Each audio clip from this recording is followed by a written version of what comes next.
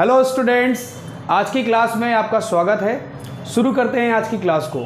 Previous की class में हम लोगों ने कंपनी की मीनिंग और कंपनी के फीचर्स को समझा था। आज की क्लास में हम लोग समझेंगे टाइप्स ऑफ कंपनी। कंपनी कितने टाइप्स की होती है। बिफोर द बोर्ड पे समझाने से पहले मैं आपको ओरली बता दूं, कंपनी 3 टाइप्स की होती है। वैसे तो कंपनी के टाइप्स को हम लोग एक्सप्लेन नहीं कर सकते क्योंकि कंपनी की जो टाइप्स डिवाइड किए गए हैं वो ऑन द बेसिस है, कहीं पर मेंबर्स के बेस पर, कहीं पर होल्डिंग के बेस पर, तो डिफरेंट टाइप्स ऑफ बेसिस हैं और उन बेसिस के अकॉर्डिंग ही कंपनी के टाइप्स को डिफाइन किया गया है। बट हम उतना डीपली जाके डिस्कस नहीं करेंगे।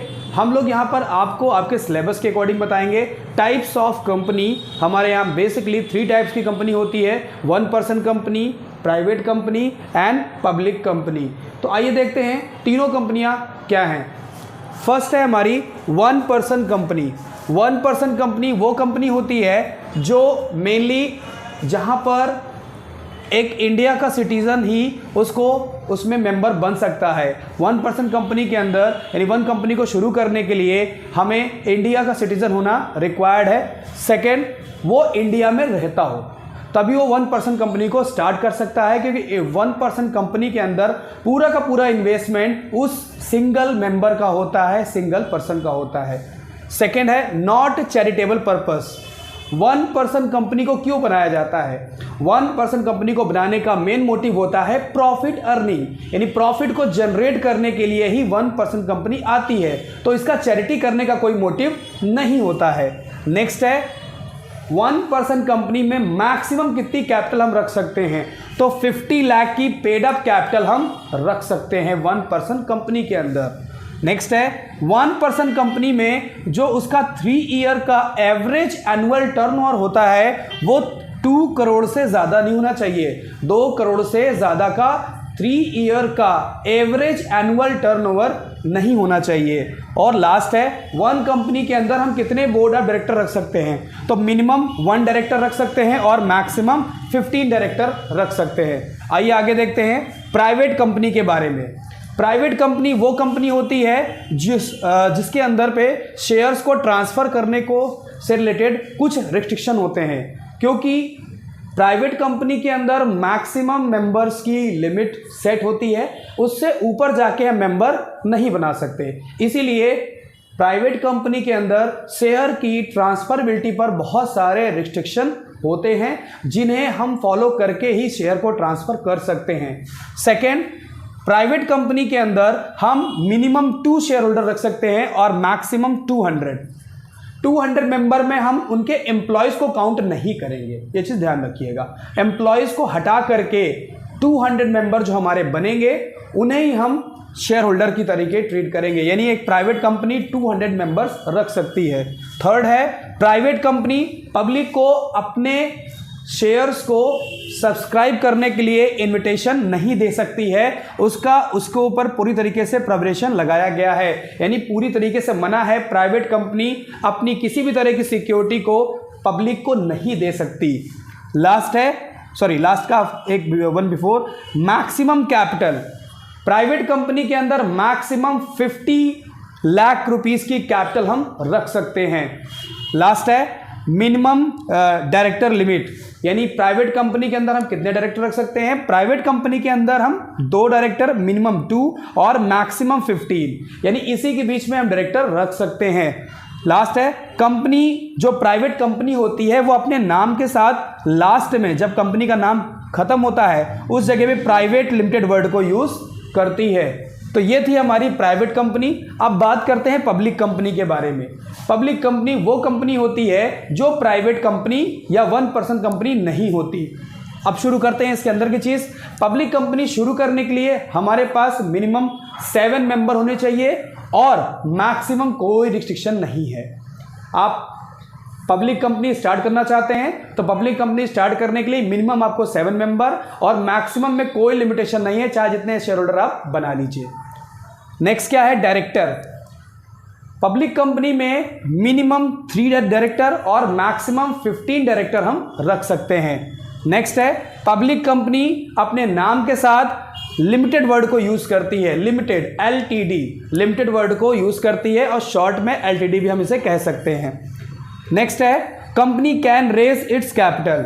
पब्लिक कंपनी को जब भी अपनी कैपिटल बढ़ानी होती है तो वो आराम से किसी न किसी सिक्योरिटी को, शेयर को, डिबेंचर को, बॉन्ड्स को, किसी भी तरह की सिक्योरिटी को वो मार्केट में पब्लिक को ऑफर करके, पब्लिक को इशू करके वो पैसा आराम से कलेक्ट कर सकती है, मनी को अरेंज कर सकती है, अपनी कैपिटल को बढ़ा सकती है।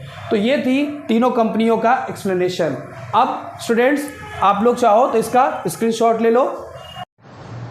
हमारा नेक्स्ट टॉपिक है इनकॉर्पोरेशन ऑफ ए कंपनी। एक कंपनी कैसे फॉर्म में आती है, कैसे एग्जिस्टेंस में आती है, आइए देखते हैं। इनकॉर्पोरेशन ऑफ ए कंपनी, एक कंपनी को स्टार्ट करने के लिए हमारे पास 4 स्टेजेस होती है। मींस हमें 4 स्टेजेस को फॉलो करना पड़ता है। अब वो 4 स्टेजेस कौन कौन सी है? पहली स्टेज है हमारी प्रमोशन, सेकेंड स्टेज है हमारी इनकॉर्पोरेशन जिसको हम लोग बोलते हैं रजिस्ट्रेशन, थर्ड है हमारी कैपिटल सब्सक्रिप्शन और फोर्थ है हमारी commencement of business. First stage है हमारी प्रमोशन। प्रमोशन क्या होता है? किसी भी कंपनी को तभी फॉर्म किया जाता है जब किसी न किसी के माइंड में आइडिया ऑफ द बिजनेस, यानी किस चीज़ का बिजनेस करना है, कौन सा बिजनेस करना है, और उस बिजनेस को करने के लिए ही कंपनी को फॉर्म किया जाता है। अब ये काम कौन करता है? ये करते हैं प्रमोटर्स। प्रमोटर वो पर्सन होते हैं जो एग्री करते हैं कि हम लोग एक बिजनेस स्टार्ट करेंगे और उस बिजनेस को करने के लिए हमें एक कंपनी को क्रिएट करना पड़ेगा। इसको हम लोग बोलते हैं प्रमोशन, इस प्रोसेस को बोलते हैं प्रमोशन। और जो ये वर्क करते हैं उन्हें बोला जाता है प्रमोटर्स। वो पर्सन्स या ग्रुप ऑफ पर्सन या पर्सन जो इस चीज़ को प्रोसेस में लाते हैं उन्हें बोलते हैं प्रमोटर्स। सेकेंड है हमारा इनकॉर्पोरेशन या रजिस्ट्रेशन ऑफ ए कंपनी। अब हमारे माइंड में आया कि हमें इस चीज़ का बिजनेस करना है, अब हमें पहले कंपनी बनानी पड़ेगी। तो हम क्या करते हैं? रजिस्ट्रार ऑफ कंपनीज के पास जाते हैं, अपने सारे डॉक्यूमेंट्स को प्रिपेयर करते हैं। जो भी कंपनी को स्टार्ट करने के लिए हमें डॉक्यूमेंट चाहिए वो डॉक्यूमेंट को प्रिपेयर करके रजिस्ट्रार ऑफ कंपनीज के पास सबमिट करते हैं। रजिस्ट्रार ऑफ कंपनीज उन सारे सर्टिफिकेट को वेरीफाई करने के बाद हमें एक सर्टिफिकेट ऑफ इनकॉर्पोरेशन इशू कर देता है, जिसके बाद से हमारी कंपनी लीगल हो जाती है और हमारी कंपनी बन जाती है। अब हम कह सकते हैं कि ये कंपनी एग्जिस्टेंस में है, लेकिन अभी भी कंपनी अपना बिजनेस स्टार्ट नहीं कर सकती क्योंकि कंपनी को तीसरी स्टेज को फॉलो करना है, प्रोसेस करना है, जिसे बोलते हैं कैपिटल सब्सक्रिप्शन। अब कैपिटल सब्सक्रिप्शन के अंदर हमारे 3 स्टेप्स होते हैं जिन्हें हमें फॉलो करना पड़ता है। सबसे पहले कंपनी क्या करती है? प्रॉस्पेक्ट इशू करती है। प्रॉस्पेक्ट का मतलब इसमें कंपनी जिस टाइप के शेयर इशू करना चाहती है, कंपनी अपने शेयर से रिलेटेड जितनी भी टर्म्स कंडीशंस हैं उनको उस डॉक्यूमेंट में मेंशन कर देती है। अगर डिबेंचर इशू कर रही है तब भी कंपनी को प्रॉस्पेक्टस इशू करना पड़ेगा। यहाँ पर बात हो रही है कैपिटल सब्सक्रिप्शन की, तो यहाँ पर जो प्रॉस्पेक्ट होगा उसमें शेयर से रिलेटेड टर्म्स एंड कंडीशंस को मेंशन कर दिया जाएगा, जिससे कि जिस पब्लिक जिनको भी शेयर खरीदना है वो इस प्रॉस्पेक्टस के थ्रू ही कंपनी से शेयर बाई कर पाएंगे। नेक्स्ट है मिनिमम सब्सक्रिप्शन। कंपनी को अभी भी अपनी स्टेज कैपिटल सब्सक्रिप्शन को प्रोसेस करने के लिए, पास करने के लिए मिनिमम सब्सक्रिप्शन के स्टेप को भी फुलफिल करना पड़ेगा। ये क्या होता है? जैसे मान लेते हैं कंपनी ने 100 शेयर पब्लिक को ऑफर किए, तो ये सेबी का रूल है। सेबी कौन होता है? सेबी हमारा कौन होता है? SEBI, SEBI, security exchange board of India.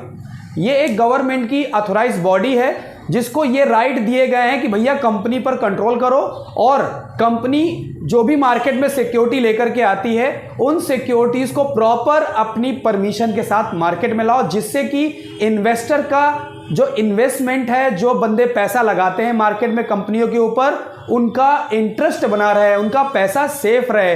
इसलिए ये रिस्पॉन्सिबिलिटी दी गई है सेबी को। अब सेबी ने एक रूल बना दिया है, सेक्शन 39 का प्रोविज़न 1 है जो हमारा कंपनी एक्ट 2013 के अकॉर्डिंग है कि भाई ऐसा है, जितने भी शेयर कंपनी ऑफर करेगी उसका मिनिमम 90% पब्लिक के थ्रू सब्सक्राइब होना चाहिए। अगर ऐसा नहीं होता है तो वो कंपनी अपने शेयर मार्केट में ऑफर नहीं कर सकती और कंपनी कभी एग्जिस्टेंस में आ ही नहीं पाएगी। ठीक है, तो ये बात हो रही है कैपिटल सब्सक्रिप्शन की। और इसमें एक स्टेप और आता है प्रीलिमिनरी एक्सपेंसेस। ये कौन से खर्चे होते हैं? कैपिटल सब्सक्रिप्शन स्टेज में कंपनी को भी ये भी बताना पड़ता है कि उसने इनकॉर्पोरेट करने के लिए, कंपनी का रजिस्ट्रेशन कराने के लिए कौन कौन से खर्चे किए थे। ये सारे खर्चे कंपनी को कैपिटल सब्सक्रिप्शन स्टेज में ही दिखाना पड़ेगा।